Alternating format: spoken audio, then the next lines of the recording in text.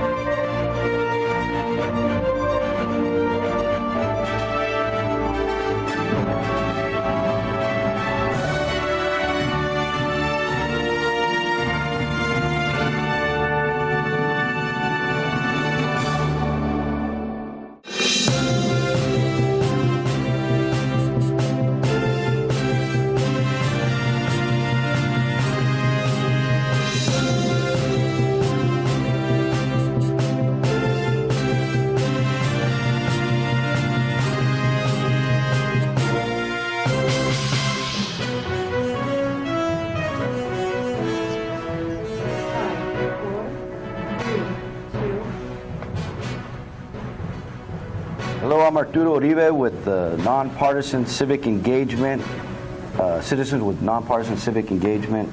Welcome to our New Mexico Election 2020 Candidates Forum. This is how we are getting together with the candidates, bringing the community together live on Facebook, Instagram, and YouTube. Because of the pandemic, we've had to find different ways. It's been a challenge to meet with the candidates as voters, and it's also been a challenge for the candidates to meet with the voters. So this is an opportunity for us to engage and allow those that are watching live on the Las Cruces Channel Facebook page to ask questions, and we encourage that. We are practicing wearing our masks. We came in wearing our masks. We've had the place sanitized, and we have the Safe Sets International certificate for COVID. With that, I just want to sit there and say thank you very much. We're also being able to archive these shows. So the shows that we've had before today, if you're interested, you can go to the Center for Nonpartisan Civic Engagement on YouTube and watch those shows that have been previously presented. You can, like I said, we can ask questions on Facebook. With that, I'd like to go ahead and introduce our commentators. Today we have Marcy, if you'd like to introduce yourself. Thank you very much. Thank you for having me. My name is Marcy Dickerson, and I am the owner of Game 1 and Game 2 in Dickerson's Catering here in Las Cruces, and I'm honored to get to be here and look forward to it. And Councilwoman. Thank you very much, Arturo, for inviting me. It's a pleasure to be here. And I'd like to ask everybody that is watching us from Sunland Park to please share. Thank you very much. Right on. Thank you. And that's something that's really important. You know, the district that we're talking about today encompasses some of the rural communities outside of Las Cruces. You know, Mesquite, San Miguel, Chamberino. And what's really interesting about that district is the voter registration.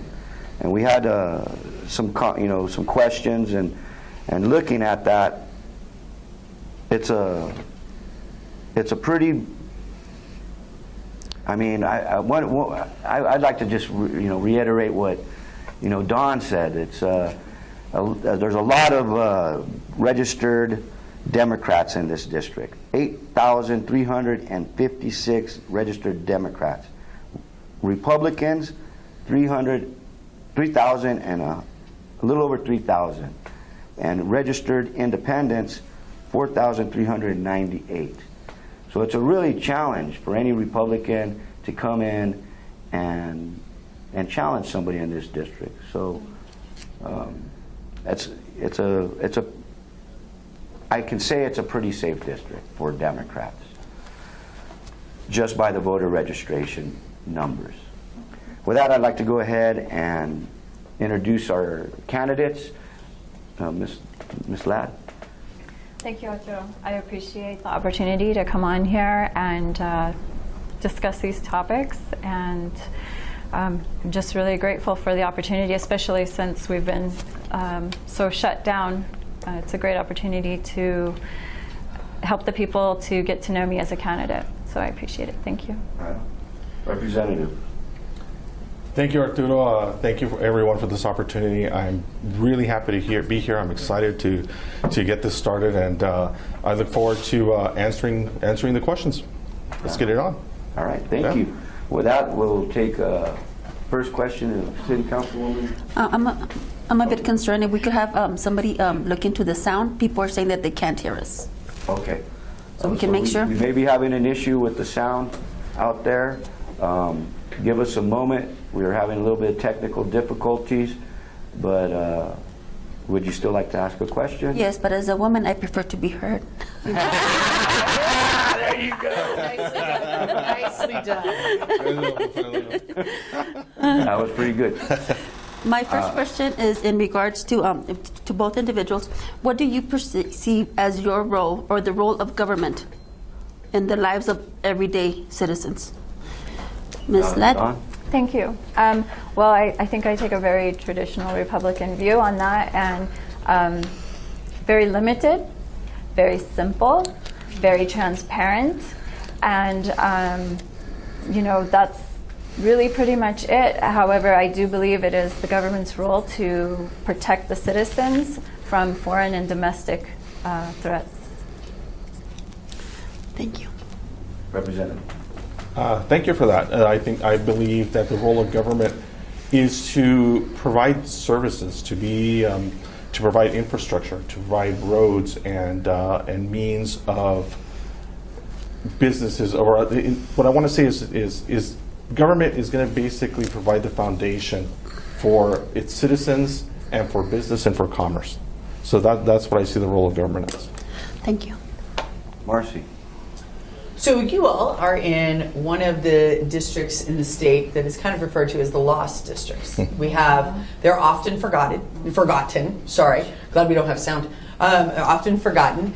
They don't have a huge amount of presence in Santa Fe, or even, which unfortunately, even in our state, a lot of people are still not sure that Sunland Park is in New Mexico, in your areas, or in New Mexico, versus Texas. So what would you do to bring attention and much needed funds to your area when you go to Santa Fe? Whoever wants, go first. Well, thank you, Marcy. I think that's a great question, and I know that's a burning issue on the people's hearts. I've spoken to a lot of people down there now, hundreds of people now at this point, and that's the going word, is we're no man's land. We don't belong to El Paso, and I would like to narrow it down even from what you said, because you said from a state, but they actually feel that here presently, they don't feel like they belong to El Paso, and they don't belong to Las Cruces. And they feel like they don't have the resources that they need locally to support them. And so that is definitely one of those things that is burning on their hearts. And I want to see that change. And I've been having weekly meetings down there. And if I get in, I promise them that we're going to keep those meetings going. I want to hear from the community. And I'm actually going to start a Facebook page for them, because they feel like there's no communal place for them to voice. So there we go. Thank you for that. So I agree with that sentiment. It's even here in Las Cruces, we people forget everything north south of Las Cruces, and sometimes it can get pretty frustrating. But the original reason why I ran for this position was because we were ignored. And when I say we in Chambania, we were ignored. I moved to Chamberino in 1994. If you look at it today, it looks almost exactly like it did in 1994. So there hasn't been any improvements. There hasn't been anything going on. Well, the cell tower went up, so that's the improvements that we've had. But so I felt very strongly, and I feel very strongly that bringing in infrastructure and quality of life type things are very, very important to my communities. So, for example, community centers are very important. So I've worked with with my folks in Chamberino and Solon Park to bring in a community center. Parks are also very important. I allocated capital outlay funds for a park in Santa Teresa, where before it was just a drain pond. There wasn't anything there. So quality of life type things are very, very important to me. And when we say that we feel forgotten, but it also comes with an independent streak. We don't want people from Cruces or from El Paso telling us what to do. And I believe that very strongly, and I've seen it in my community members and the people who I talk to. Is we don't belong to Las Cruces, we don't belong to El Paso, but we really like to keep our independence. Thank you. All right, Olga. I've been in Solon Park for over 40 years, and I participated in politics for over 20 years. One of my biggest concerns right now is how do you do your networking, or you engaging the residents with the pandemic without putting us at risk? One of my concerns is that we do need the vote, we do need people representing us, but how do you do it without putting my people, my residents, low income, people who are not insured, elderly? How do you engage them without putting them at risk? Ms. Lett? Just the same as when I go to Walmart. Explain, please. We wear a mask, you keep 6 feet distance, and that's what we've been told to do. And I think it is very important, and I think it has been very important to still communicate with those people, because a lot of them are feeling very lonely and very left out, and especially during the campaign season. As always, they feel like their voice is not being heard. And so I think it is important to reach out to those people, and especially on the Republican side, because they're already a minority, and they feel very frustrated and left out. I'm not sure that you answered my question, but how do you do your like I said, whenever you go to those places that are permitted for us to go, don't have a Walmart. Like to Walmart. But don't have a Walmart. Yes, ma'am, I understand. But where do you do your grocery shopping? Where do you do your grocery shopping? In El Paso. Okay, so same thing. Wherever you do your grocery shopping, you have to adhere to those requirements, and that's what we do. I still don't understand. Representative? Thank you for that. So it's been, I'm not going to repeat what's already been said. It's been very challenging, but we have had to come up with creative ways to reach out to our constituents, to my constituents. Phone calls work, text messages work, but what I like and what I implement in my leadership style is I identify leaders in the community who will help me reach out to more people. So it's a basic, to me, the way I see it, it's a basic strategy of organizing. You identify key leaders and work your way out. So given that, I myself haven't gone door to door. I haven't sent anyone out to go to door to door. That was my question. I don't want to put anyone at risk. I don't, and I don't want to say, well, Representative Lara came by and I got sick, or even myself. I have a son at home who has asthma, and I would hate to bring that home to him. And so I have to be very careful of how we approach these things. And but at the same time, we have to. And you mentioned it, Councilor Nunez. We have a lot of older people. We have a lot of people who are sick or who have a compromised immunity, and we have to respect that. And we have to. The way I see it, it's a cultural thing. You have to respect that. Thank you. So my question is, certainly your district is not one of the most financially stable districts, and certainly it is not considered, a very rich and prosperous district. And much of our state isn't. So how would you work to bring more jobs to New Mexico, and specifically your district? Go ahead. Yeah, thank you, Marcy, for that question. and I've said this before, why did Elon Musk fly over New Mexico? Why did he bypass us? Sunland Park, Santa Teresa would have been a perfect location for him. It would have been great for us as well. You saw that happen up in Rio Rancho where Intel came in, and that just, it boomed Rio Rancho, and that was how they took off. I'm still going to write him a letter. I still want to reach out to him and say, hey, I know you went over us, but I just want to put our name out there on the map and consider us. In addition to that, even before I decided to run, I was tired and heartbroken of the poverty in our district, and I had wanted to start once a month workshops with SCORE, West, Arrowhead, have them come down to our community centers, which are underused. Taxpayers' money goes to these community centers, and they're hardly ever used. I want to see them be used and start workshops monthly with the community. Thank you. Representative. Thank you for that. That's a great question. So, as we know, Santa Teresa, specifically the port of entry and the industrial park, is the gem of southern New Mexico, if not the state. That's where the growth has been happening. That's where the jobs are happening. That's where it's all happening. We would have more, and Marcia, if I may address you, you're a business owner. Mm-hmm. So if we don't have the infrastructure in place for employers to come in and build, if we don't have the water, if we don't have the utilities, anything else like that, then they're not going to come in, because many of these companies have to come in and build up from the ground up. So if we have the infrastructure in place, they can just ready move in, just like in Albuquerque or even in El Paso, they just ready move in. Another thing that we lack or that we need to work on is a stable workforce. So when companies come in, they scout the areas and they say, well, is there infrastructure? What's the workforce like? So if we focus on building that infrastructure and building that workforce, then we won't have companies flying over us and passing us by. Then we'll be more attractive, and we build upon what we already have. One of the questions I have, just building on what Marcy and Olga are saying, we have needs there in the community.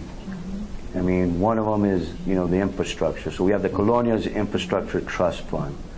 But when you're talking about flying over, we're still waiting to fly out of the spaceport, so there is, but we gave we taxed ourselves as a county on top of what New Mexico was doing, and that tax is getting ready to sunset soon.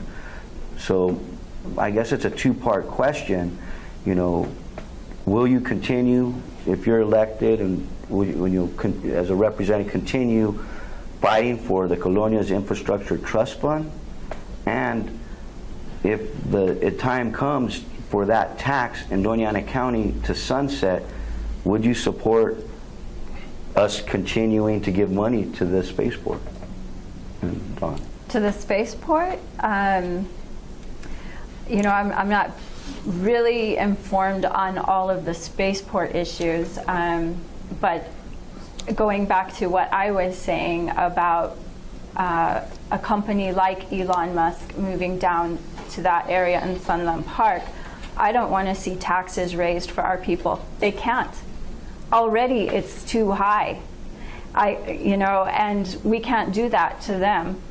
So I don't want it. I want the industries to come in and offer that to us, to work a deal with them into where they're inspired to build up that infrastructure and it not be on the people. It needs to be a blessing on the people, not a burden. Yeah.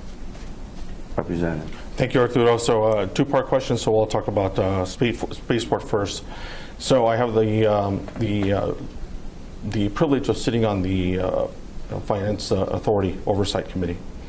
And it was revealed to us not too long ago that much, if not a significant portion of our taxes that we pay here are going to the operation of the spaceport, as opposed to the infrastructure. And if I recall correctly, the intent of this tax was to build that infrastructure for the spaceport, because we had the spaceport asking us as legislators for capital outlay money to expand the runway. Well, that was the purpose of the tax to begin with. not to fund positions or to hire people.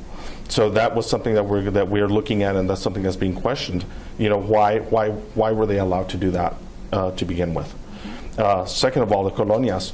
So 2021 is going to be a big fight for southern New Mexico in Santa Fe with that colonias fund. I have heard, and I've been told from very good sources, that there's a lot of eyeballs looking at this fund and wanting to pull money from there and even shut it down completely. So I can tell you now, and I'm going to tell everyone, all my constituents, I will fight tooth and nail for that. I will fight tooth and nail for that colonials fund, because I've seen the benefit of it and what happens to when it's utilized correctly. Thank you. Olga. On the basis of the capital outlay and protecting the colonials fund, Sunland Park has benefited from that specific fund for as long as I can remember. What would be, once elected, what is your plan to protect that fund? I was at Santa Fe this year, and I can see the rejection or just the division when it comes to helping or just supporting communities to the south.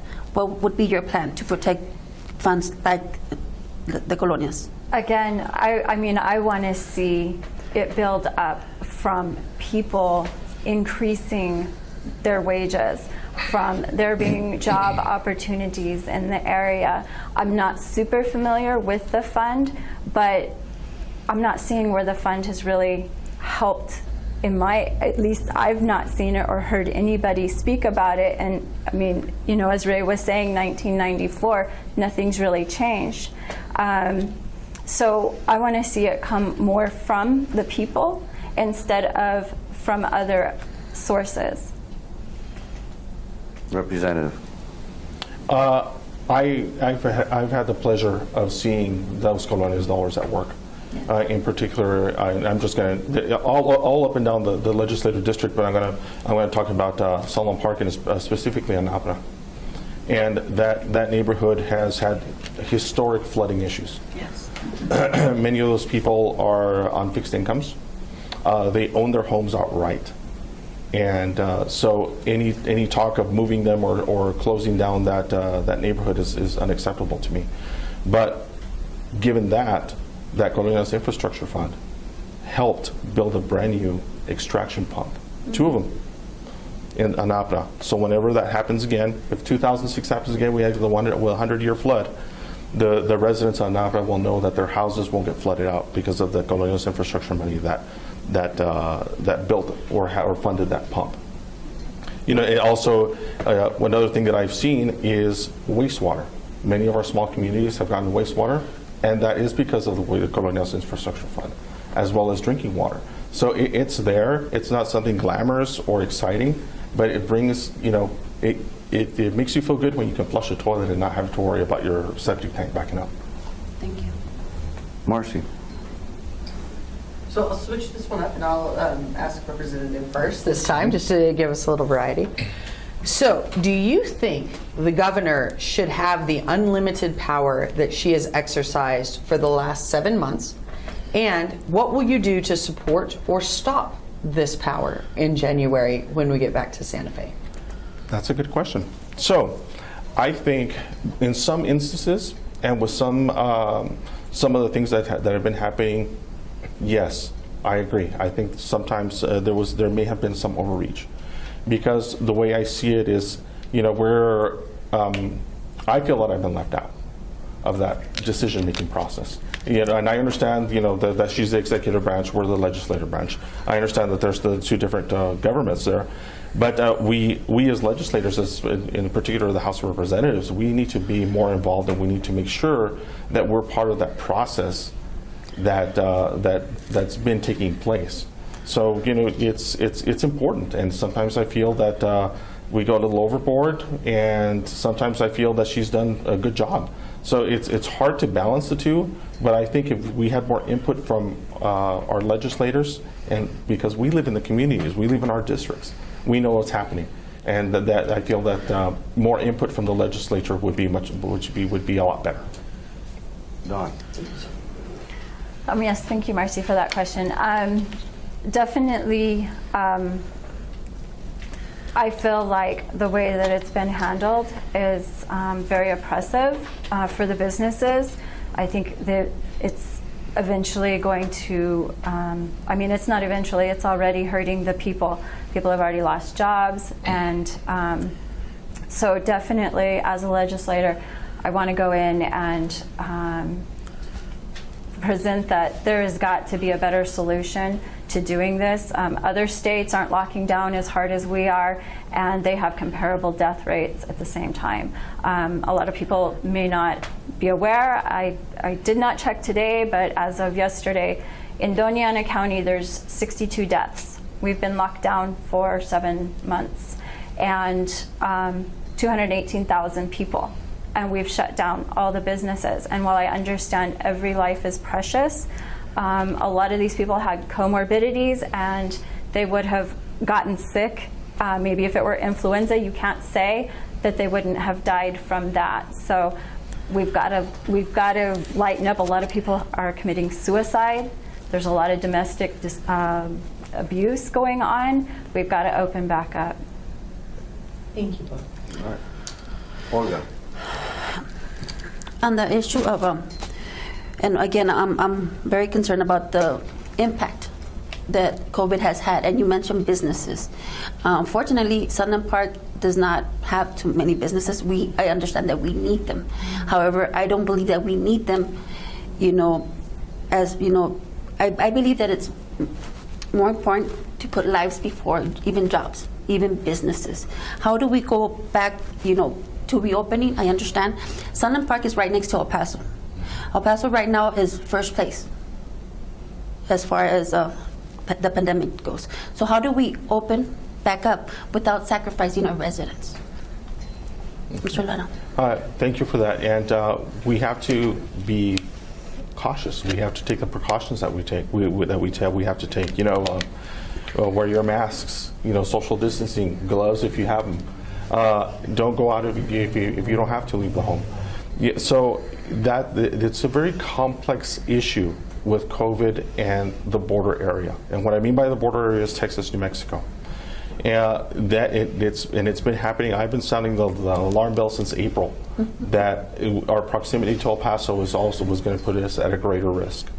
And but what we have to do is just be more aware of what's happening, be more conscious of what you're doing. Have your gatherings, have the 5 people or the 10 people whenever we get that, but at least don't be responsible about it. I believe in personal responsibility, and people need to take that responsibility for themselves on their own to protect themselves and their loved ones. And that's something that's really, really important if we're ever to overcome this pandemic that we're in. Thank you. Can you repeat the question again, please? How do we go about the business of opening back up without sacrificing the lives of our constituents? I believe that we sort of have a division in regards to business versus lives, money versus a human being. Right. How do we reopen up without sacrificing our residents? Okay. Well, and the way that I see that is if we don't open up business and get the economy flowing, people are going to die. So if we stay home, people are going to die because of financial reasons, of starving to death. They have to get out at some point. We have to get our economy going again. We have to get that. Again, you have to be wise in how you do it. Other states have done it. And been successful at it. And so there's no reason why we can't follow those same patterns. Again, if you're immune compromised, be wise. Be wise and take self-responsibility on how you do that, and help your neighbor. I mean, if you have those neighbors who are elderly, who are sick, help each other out. All right, with that, we're going to take a break. Thank you for tuning in to the Las Cruces channel, here today with Representative Ray Lara and the challenger, Miss Dawn Ladd. We'll be back in just a moment. Thank you.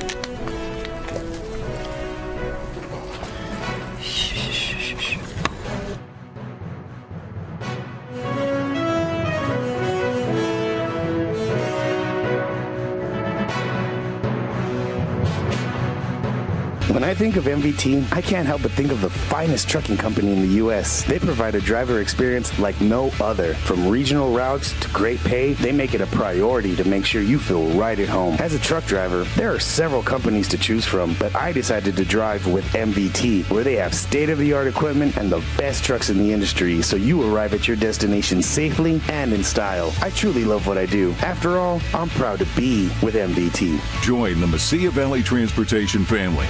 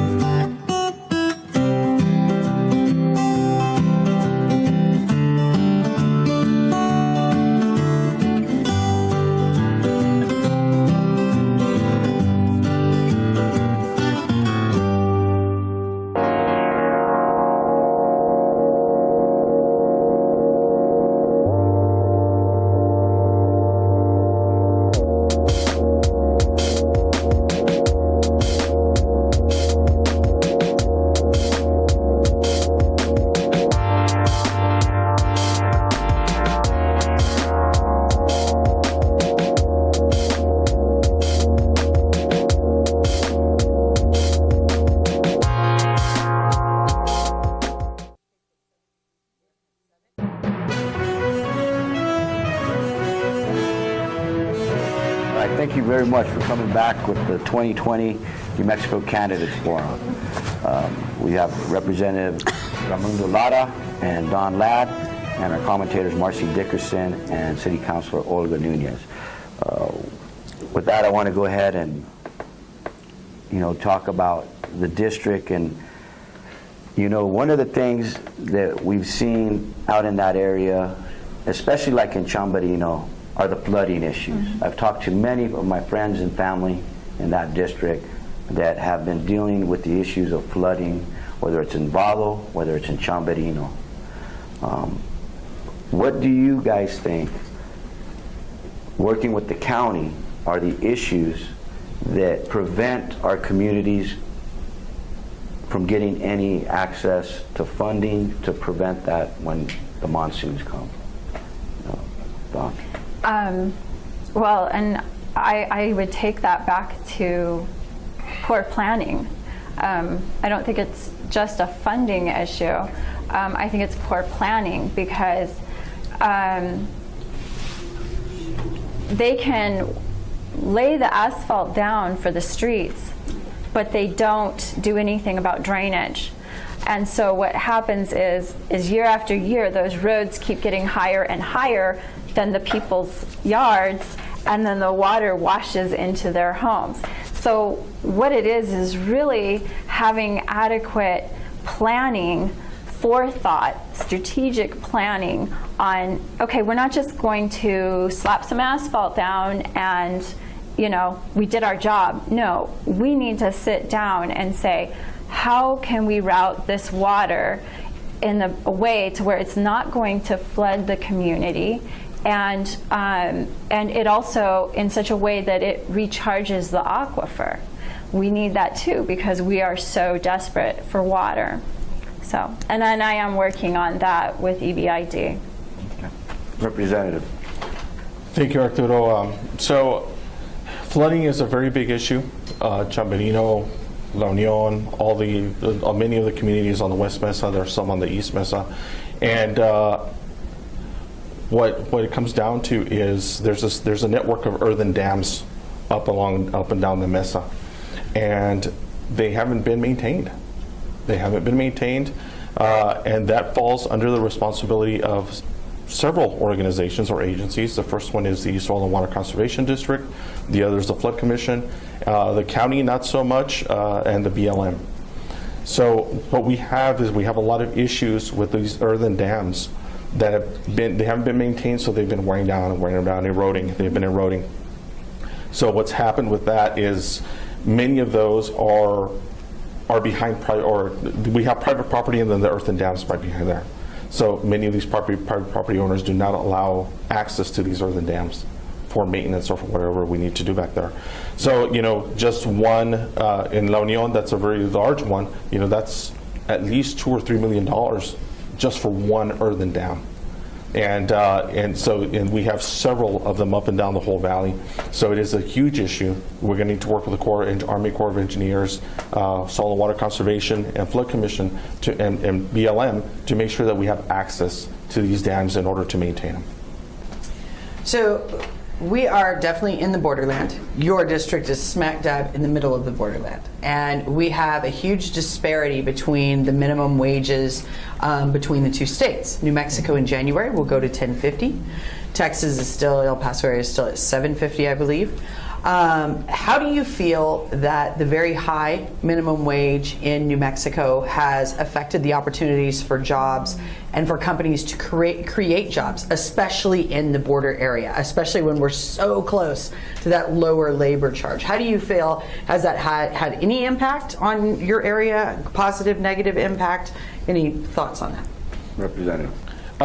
Yes, it has. It has had impact because I know many people, Solon Park and Santa Teresa in particular, and the southernmost part of the district, who work in El Paso. And I've spoken to several people that say, well, we're only getting paid $7.50 in El Paso, but over here I can work in fast food and get $10 an hour. And I don't know what the impact of that is, because I understood when this whole when this bill came up and we were debating this in Santa Fe, I understood what impact it was going to have in my district, especially with our small businesses, because our small business cannot pay that higher minimum wage as opposed to Walmart or Target. So when my colleagues were looking at this, they were seeing the bigger picture. They were looking at the big corporations that can't afford to pay those higher wages. But the ones that were forgotten were the small business owners, and they couldn't afford that. So the impact to our state and to our area is I think we're going to get more people coming in from Texas wanting to work in New Mexico, and I don't know if that's good or bad. All right, Dawn? Yeah, so what I saw was it put a lot of small businesses out of business. They couldn't keep up with it, and I think that was disheartening. And now we've got COVID on top of that, so more small businesses are going under due to that. And I know several businesses here who, depending on how this election goes, they're looking at hopping over the border into Texas. It just makes more sense for them to run a business over there, and then there is no income tax over there.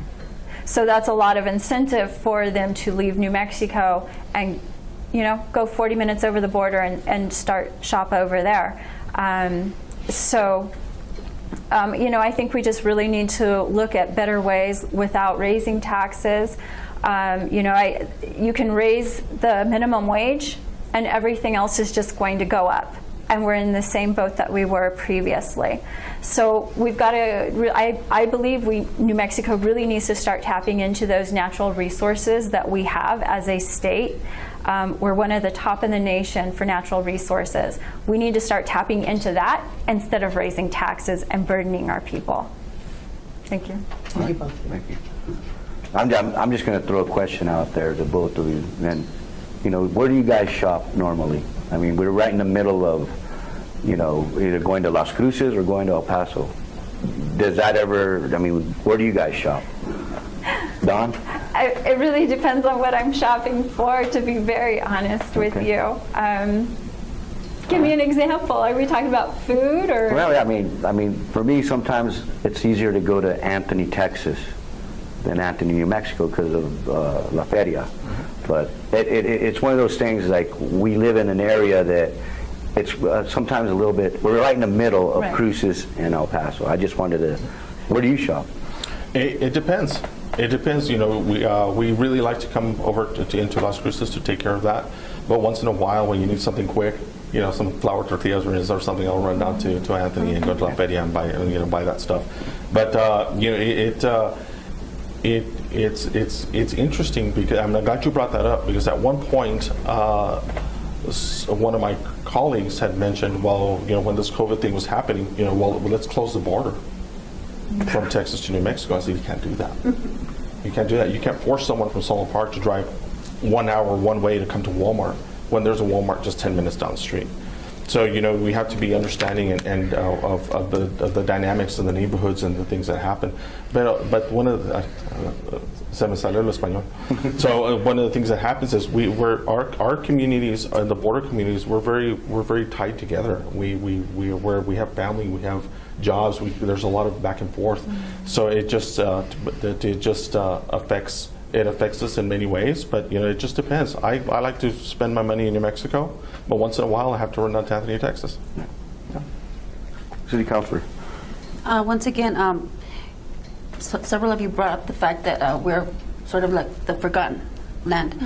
As far as this, and Marcy brought up a good point. Once we go back to the legislation in Santa Fe, what are your strengths to maybe not allocate funds for our cities, but to defend the city, the projects that already exist, the projects that we are trying to work on, because it has gotten to that, to where the governor is asking for money back. How would you defend the colonias, Ms. Lett? Well, I think I'm going to have to look at each and every situation, and from there look at what our options are, and then of course I'll listen. What do our constituents say? What do the people? I mean, their opinion matters a lot in this too.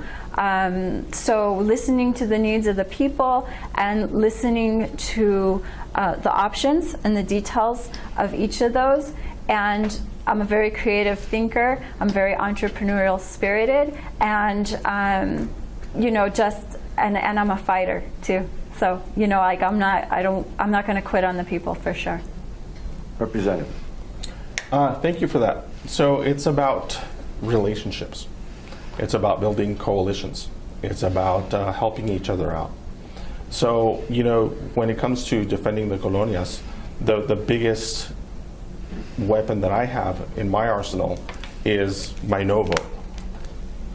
So if I believe that it's not going to benefit our communities, or if I'm getting feedback from people from my communities, this isn't going to work, or this will work, that's my weapon. That's what I can use, is my no vote. And even though we may have the majority in the House, but it still counts. They still look at us, and they still need us. So that would be the biggest thing that I could say is my no vote is what gives me the leverage that I need to use to fight for the communities in District 34. Thank you. That was very specific. Marcy. How do you all now? We've talked about the immediate Santa Teresa border area, that it is primed for growth, and there's things happening there. But other than that, how do you feel about growth in a lot of your smaller communities, and what would you do to either promote or prohibit that? Representative. Okay, thank you for that. I think the district's very unique. The northern part of the district, there's a lot of agriculture. And the farther south we go, there's less agriculture and there's more business and things like that. So what would be best, and I've spoken to many people in my district about this, is we need to work on developing and/or expanding agribusiness, but not just not just pecans, not just cotton or anything like that, or Milo or whatever they're growing. It's the smaller niche type things. So I had a really good conversation with the folks over at Stallman Farms yesterday, and they're trying some different things. They're growing mushrooms, they're doing all these other things. So I think it's these little niche markets that will make our area more attractive to tourism, because as we know, many people from Texas, many people from Ciudad Juarez love going up and down Highway 28 on Saturday and Sundays. We, supporting and working with the wineries. I have I have a very good relationship with our wineries, and I consider them to be good friends. And we need to look at those small niche type things that we can develop and grow to make our valley more unique. Don. Thank you, Marcy. I think that's a great question. And again, I feel like those communities, they each have their own spirit. And from that spirit, there's an entrepreneurial spirit that naturally rises up. What we need to do is be there to help them out, to back them up in how to do that, how to make it happen. But in addition to that, New Mexico is known for being very unfriendly to new businesses with regulations, with taxes. That needs to seriously be looked at and dealt with, because that stops people from being able to move forward. But going back to what I was talking before about having workshops with Arrowhead, with SCORE, and with West, they walk the people through. And I know, like on our end, even those farming communities, they have great ideas. In fact, I know someone who put in over $1 million in starting up his business there in Mesquite, and he lost everything because he got regulated to death by Santa Fe. That was an opportunity for the people there. The people loved the product, and we lost out because of regulations. Talking about that, I don't know if you're talking about the shrimp farm that was. Okay, so I want to talk about the shrimp. We're hypothetically talking about that, but not that. Is what I'm getting from her. Okay, well. So let's hypothetically. So there's businesses that are in our community. That shrimp farm was one of them. And I felt it wasn't from Santa Fe. I thought it was from the county. I thought the county regulated them and got them out of business. So that was one business that I thought was a great business that people were supporting. There's other businesses out there that have started. I have friends that made a community hall, the Juan Tabo Center. They're from Mr. Sines. That gentleman, he just shut it down. So there are businesses that are out there that are trying, and they're being regulated. I don't know if it's Santa Fe, but what impact as you as legislators are you going to help those folks that are small business trying to open up? Do you have any influence with what the county's doing in regards to codes and regulations? And Dawn. Yeah. Well, I definitely want to get in there and fight to see that changed, for sure. It's got to change. And again, I think a lot of the people that live in those rural communities, they do want to keep it rural. They do want to keep their industry. Yeah, but what are you going to, what I'm trying to say is, we have to advocate for those businesses. Absolutely. As a citizen of that community, right. I'm able to go to committees up in Santa Fe. I'm able to go to the county commission.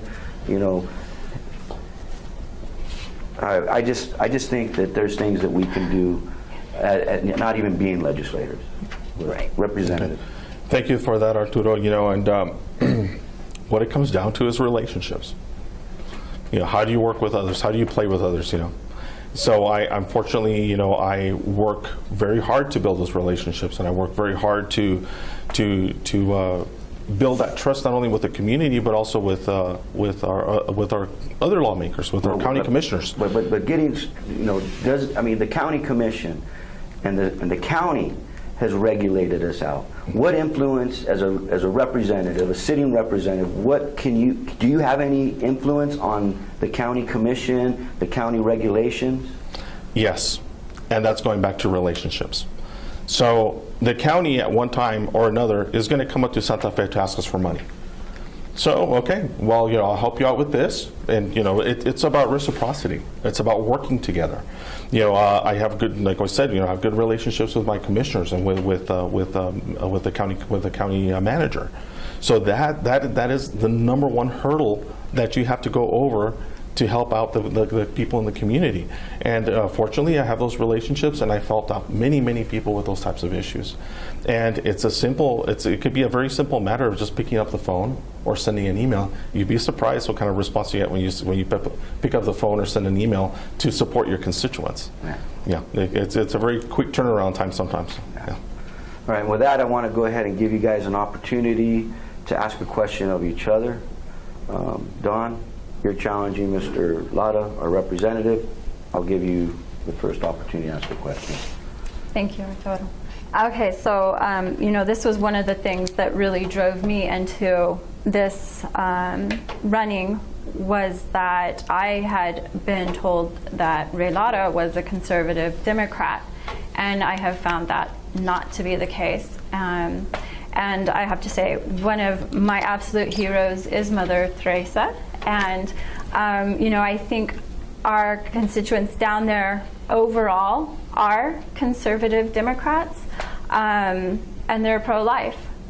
And so my question would actually be, in knowing that you are openly endorsed and funded by Planned Parenthood, who is currently under criminal investigation by the Department of Justice for the illegal trafficking of human fetal tissue. I'm just wondering, with that in consideration, can we truly trust that you can be a voice for the people and not be a voice for special interest groups or for Santa Fe?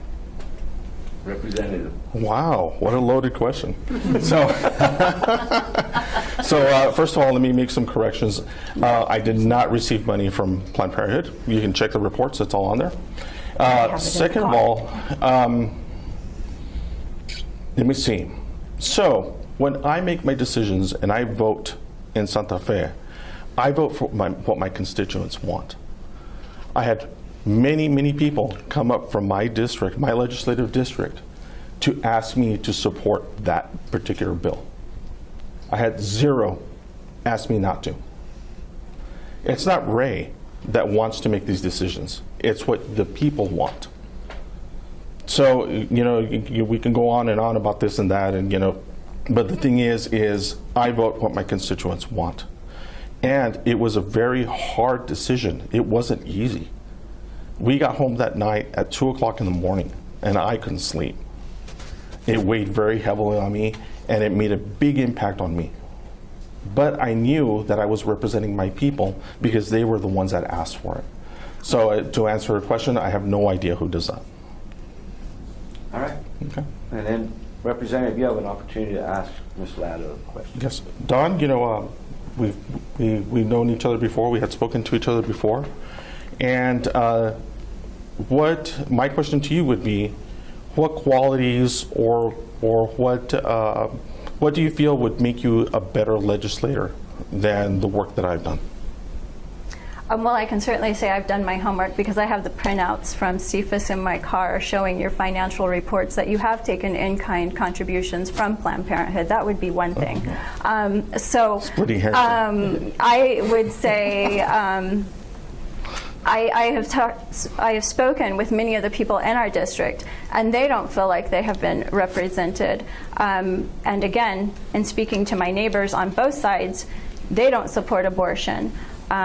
So I think it would start there, in that I would be a better voice for the people of the community, because I actually listen to them instead of Santa Fe or special interest groups. And I would also like to point out that you say it's about relationships and getting things changed overnight, but why are we still in the same situation? Well, he was asking a question, but I answered it and ended it with a question. Yeah, but you only got one question. But let's go ahead and give you guys an opportunity. Don, go ahead, and you have a chance to ask the voters for their votes. Well, I just want to thank you, and I want to thank all the viewers. And this is probably the most serious election in our nation's history. So I do encourage you to get out and do vote. And I really want to fight for the people. I want to see our area grow in the opportunity that I know that we have, to the potential that I know that we have. I want to see small businesses just be plentiful down there. And we've been Democrat now for about 80 years or so. It's time to try something new. And actually, I know nobody likes to hear this, but the truth of the matter is that conservative Democrats are today's Republicans. Just a lot of people are not familiar with that because most traditional Democrats, the JFK kind, they don't endorse abortion. And so, I know this is a big issue with a lot of my neighbors. And so, I just want to encourage people to look into that. So thank you for that opportunity. Representative, you got a chance to ask the voters for your... Thank you, Arturo. My name is Ray Lara. I'm your current state representative. And I think my track record shows that I have been very inclusive and I have been very accommodating and very open-minded as far as bringing things back and bringing benefits back to our communities. I am not a one-issue candidate. I look at everything, and I talk about everything, and I look at everything. So that said, people of House District 34, you've trusted me these past 2 years. You've seen the improvements. You've seen things working. And I would ask for your support so we can continue doing these things, continue to building that infrastructure, continue building that quality of life for our people who need it very much. Once again, my name is Ray Lara. I ask you for your support. Thank you very much. All right. With that, I just want to say thank you to the viewers, thank you to the candidates. I wish you good luck on your campaign, and thank you very much for coming. We really appreciate it. Thank you. So, we had pretty lively debate there. I was just kind of curious, like City Councilor, what was your take on the candidates? Well, I got the same impression last time. I'm afraid I was very likable, but unfortunately, she does not know our community. I'm a very relationship kind of person. I'm people oriented, and it's the same platform, pro-life, pro-guns, and that's not. I don't think that's a whole lot of the responsibility. And what they do have authority over, she doesn't know. And I think it's very important as candidates to be informed, to get to know our community. And there's ways, without putting our residents at risk, there's ways to know the people, there's ways to build relationships. I'm a hardcore Christian. Do I believe government should be telling me what to do with my body? Absolutely no. And it's very hypocritical for us to say, we have a right to own guns, but the government can tell us what to do with their body. No, it's not. I don't think that's right for my community at all. Thank you. Marcy, what was your take? I want to have a debate with you. That's the next series. I was like, I would have a really good time having a debate. Obviously you have Republicans and Democrats on this side, and we got some different views on things. I think both of these candidates, I think they were both knowledgeable. I think they both did it. I'm not going to speak like Olga did about the intimate knowledge of the issues in her community because I don't have them because I'm not from there either. Yeah. So I would never say that I know more about her community than she does. I certainly think that the biggest issue I think for all of our elections, and I say this at the end of every debate, is that people have to get out and vote. New Mexico's got one of the lowest voter turnouts ever. We've always had low voter turnout. It seems this time we're getting a little better, doesn't it? There are people lining up in your community. They're lining up here. But the biggest thing is that two things. We want people to advocate and fight for us in southern New Mexico and to stand up and scream at the top of their lungs for us and for what benefits us as an overall community. And the other thing is we want the people elected to really be the people that represent and were picked by the majority of our people, not just the special interests, not just, that type of thing. And that's really important. We need everybody to get out and vote. We need all of the people out there, exercising their right, showing their voice. And whichever candidate that the people choose, then I certainly hope that they go to Santa Fe and they scream at the top of their lungs to make sure that those issues that you guys brought up about flooding, about jobs, about those kind of things are taken care of, that your Colonias Fund is defended, because you're absolutely right. If there is a quarter left under a chair in Santa Fe this year, she's gonna take it back. Yeah. Because what'd we say, $7 billion in the hole is what our estimate. That money is not gonna fall from the sky. So I think our voters really need to, see who advocates for their community the best and go with it that way. I agree. Yes. One of the things that was really striking to me, and it's been kind of a common thing that's been happening throughout these forums is that these are folks that are asking us to hire them for a job to represent us. And it's disheartening when people don't know the issues of the community that are directly impacting them, or aren't aware of the bills or the things that are in place right now that are bringing us infrastructure, bringing us parks, roads. Those, that Colonia's Infrastructure Trust Fund is very important to all of us down here. And if I could correct you, Arturo, it's not that we're hiring them. That's part of the problem, that mentality right there. Because first of all, they have to have the spirit of servant leadership, which a lot of them lack. You go to Santa Fe, and it's not visible. Yeah. We need people who are willing to serve, not to necessarily work. Yeah. Okay. And I agree with you. So, I agree with you there. I support all. But truly, we are hiring them through our votes. They're asking us, and those that participate in the election. Yeah, whoever gets the most votes gets hired. And that's up to you, the viewing audience. That's up to us, the voters. That's up to those folks in our county. Do your own research. Be informed voters. We're doing our best to bring the candidates here that are asking for our votes to engage with you so that we can have the opportunity during this pandemic to meet them. And this is how we're doing it, here with the Las Cruces channel. So thank you for those that participate. Thank you very much for my commentators, Marcy, Olga, you guys are awesome. And thank you to the folks out there. I'd like to say thank you to Mesilla Valley Transportation, Southwest Organizing Project, and the Las Cruces channel. Remember, vote to live and live to vote. Have a good night.